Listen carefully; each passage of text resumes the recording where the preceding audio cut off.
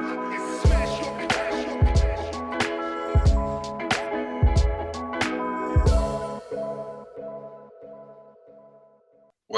to Job Talks Access. Today we're speaking with Joel Demby, who's had many positions, including communications professional, public speaker, and even Canadian Paralympian. That's so awesome. How are you doing, Joel?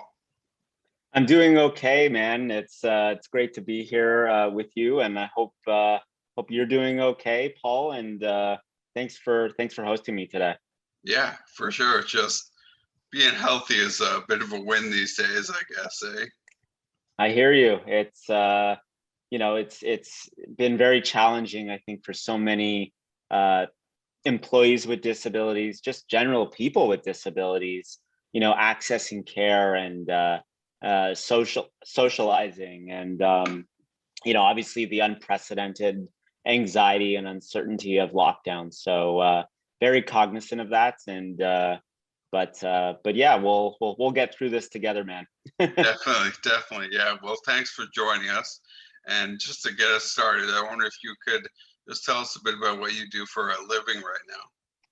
Sure. I work in the financial services industry here in Canada in communications role, specifically corporate communications. And my job is to protect and enhance the reputation of the company that I work for. And so communications is often on the front lines of what the public or what employees see. So we see behind the curtain a little bit, but it's an interesting career path. It's in so many ways, especially right now in a public health crisis, all consuming. It's 24/7, but it's meaningful work. It's impactful work. It's important work. For sure. Yeah, that was made me think in the pandemic, more online world. Do you find it's more difficult in that position? I think from a learning standpoint, a team building standpoint, it's always tough to network and to meet with people digitally.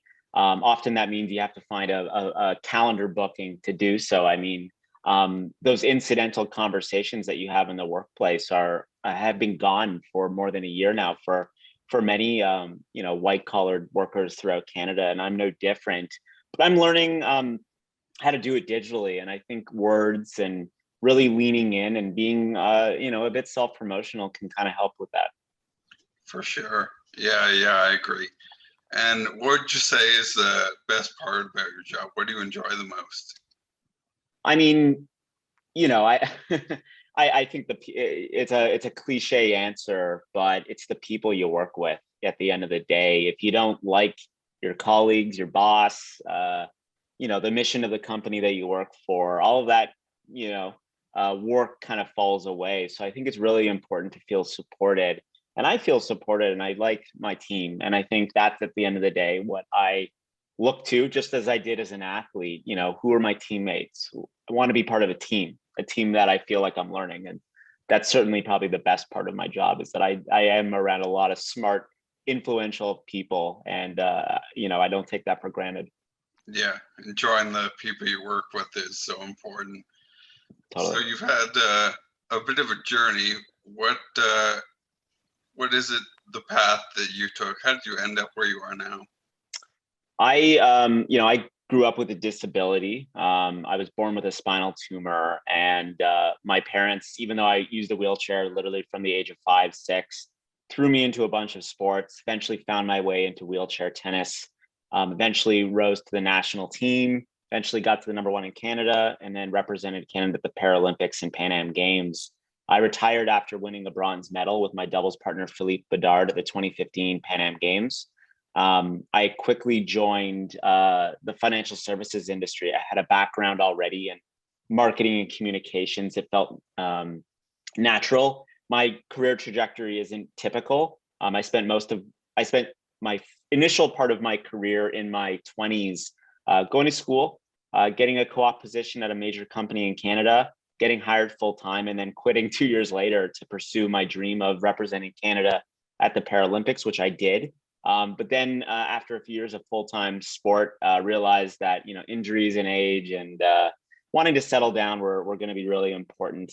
So I decided to retire, and that's how I got into where I am today. But it didn't happen overnight. I had to do a lot of work, a lot of training, and you know, I wish you could snap a finger and get to where you want to be in a career, but you know, especially in a major company, it's it's really you know, about growth and continued growth. And luckily, I've had a number of different roles in my current company in the financial services industry. It's been very rewarding. So I feel like this is a completely different chapter for me than when I was an athlete. For sure. I have to ask, can you tell me about a little bit more about your time as an athlete? It's just so interesting to me. It was, you know, sports. You know, I took sports management at Brock University. I was always a huge fan of sport. I always thought gym, you know, gym class was always my favorite class in school. I always wanted to have fun and play games. And I think most of us enter sport because it's fun. We don't have this mission to, you know, you get to the top. I mean, some people enter, but I just enjoyed, you know, playing sports. So you know, when I eventually rose to sort of the high performance side of things in sport, you know, it's all consuming. You have to really live it every day. You can't take your you know, your foot off the gas pedal, or in my case, you can't put your brakes on your chair, you know, because you know there's other athletes who want your spots. I don't think I ever took lightly the opportunity I was given.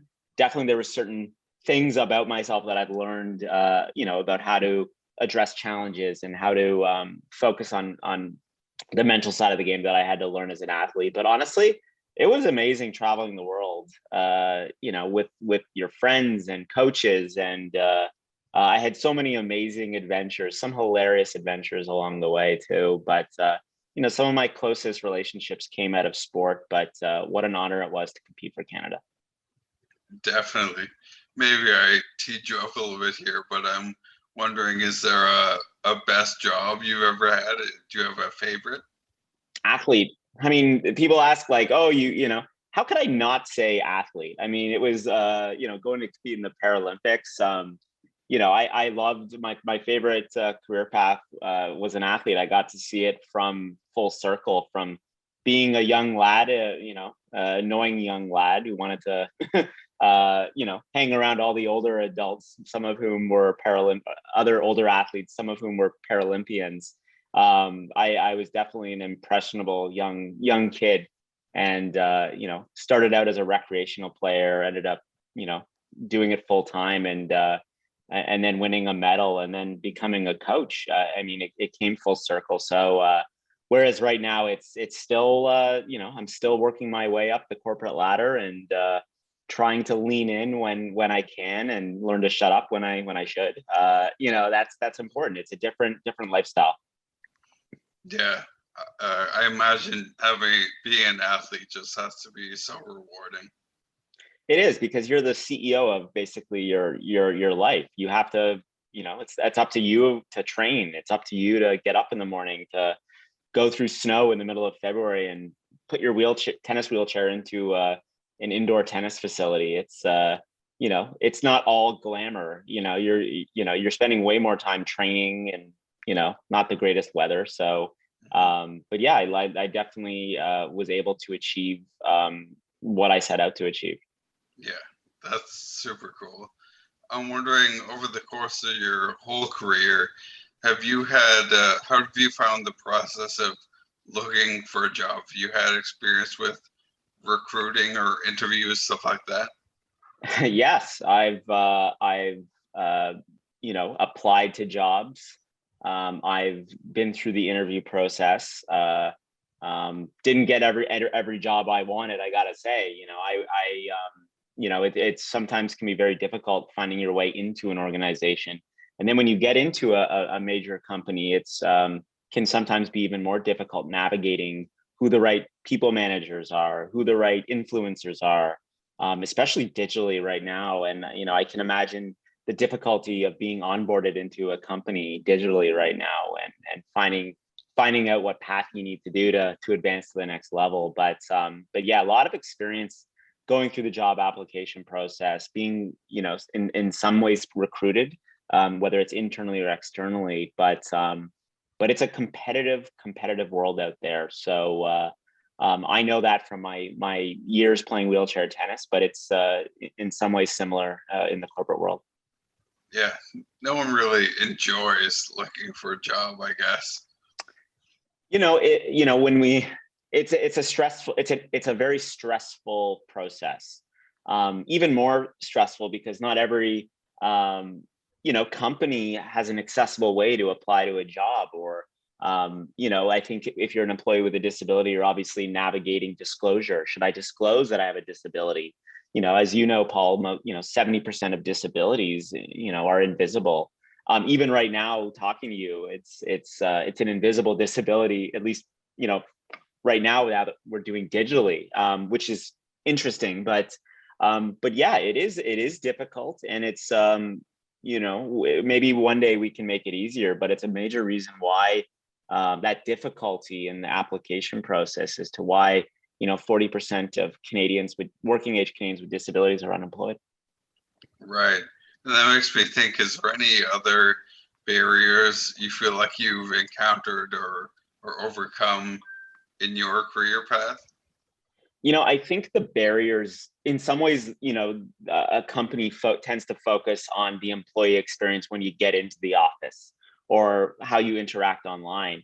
But for me, the biggest challenge was getting to work on occasion. And, I'm sure you're no stranger to public transportation.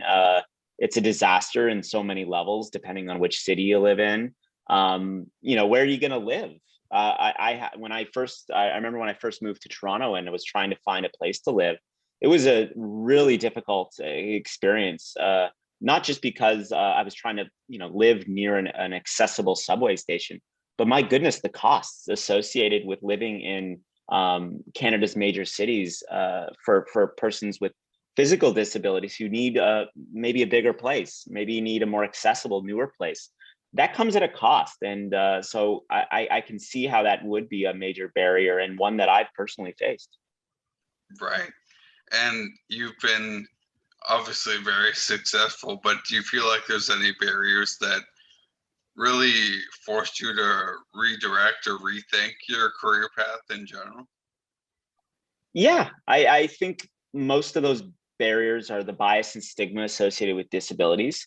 I'm not sure I experience those right now, but I wonder if in my previous careers I've experienced that. I'm sure I have. I think we need to continue to train hiring managers about accommodation, about disabilities in general. I think we need to really destigmatize it. I think companies are really looking for diverse, impactful talent right now. I do think people with disabilities should be part of that conversation, especially with diversity and inclusion being such a important topic. Oftentimes we forget to include disability in that as well.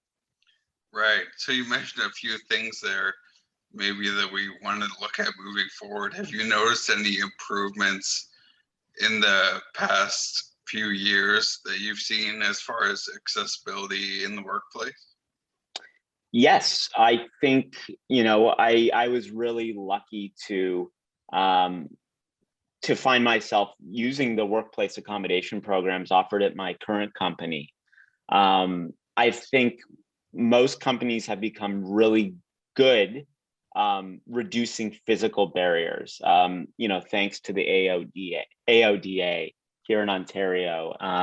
And that's great, but I think, and I benefited from that. I'm able to, work from, work from home now seems like such a trivial thing to say, but yeah, I was able to work from home when I needed it. I was able to receive the support from managers to receive healthcare during the day. I was able to receive support, adjusting my workstation for my wheelchair. All those things really helped. But, there have been cases where I've worked in buildings where there's not a wheelchair accessible bathroom on your floor. So you have to take an elevator, you have to go. It feels like sometimes the accessible way to get to things is often the longest way to get there. So, navigating, navigating the path in Toronto. In the best of times, it's difficult for any able-bodied person to navigate them. Try doing it in a wheelchair where you're looking for elevators. The signage is awful. But in large part, Paul, like Toronto only has half the subway stations are accessible. We can use Wheel-Trans and other things like that, but most people don't realize that you often have to book those things 2 weeks in advance. The corporate world doesn't work like that. Oftentimes you have to shift meetings on the day of. I just can't imagine the difficulty in navigating the public transportation system while managing a career. I did it. I don't want to do that anymore. That's one reason why I think working from home is provided a greater opportunity for me personally right now. Yeah, it's good to know we're taking some steps, but I feel like there is a long way to go. So I guess finally what I wanted to ask is, in the ideal world for you, what would be the biggest change as far as a positive change, as far as accessibility in the workplace? I think hiring a chief accessibility officer that seems to be occurring in companies in the United States like Apple and Microsoft. They have their chief accessibility officers. I think there's two counterpoints. Is like, shouldn't everything just be accessible, and therefore shouldn't all of us be trained in accessibility? Well, yes, but I still think someone needs to delegate that strategy across every enterprise, every company, every business. So having a chief accessibility officer, at least someone responsible for making a community, an organization, a nonprofit organization accessible is important. But I do think it's not a volunteer role. You have to make it accessible and make it something that's impactful to the business. And so I do think we need to readdress how we look at accessibility. Now it's digitally. You and I are talking right now, but there's no captioning right now. But obviously, we know that technology exists, so we have to make sure the accommodation process is working in tandem with technology partnerships within companies. For sure. Yeah, I totally agree. Just awareness is a big thing, and having someone in that position that knows the issues and how to address them would make a huge difference. Absolutely, it does make a difference, and especially with the Accessible Canada Act, which was just passed 2 years ago by someone I've known for some time now, Carla Qualtrough, who's on in the cabinet of our government right now, and federal government, and who also was a Paralympian. So it's nice to see someone with a disability making meaningful impacts to our approach to disability inclusion. I think you need similar approaches within organizations as well. Right. Yeah. Well, thank you so much, Joel, for your thoughts, your insight. We're hoping that with your help, this program will help make that positive change for accessibility. So thank you for that. Thanks, Paul, and thanks for all you're doing. And I'm excited to see where this goes. And thanks for having me today to discuss such an important topic. It's something that I know means a lot to both you and me. And we'll see where this goes. Thank you. Of course. Thanks, Joel. That's Joel Demby. I am Paul Vandergrint, and we'll see you on the next Job Talks Access.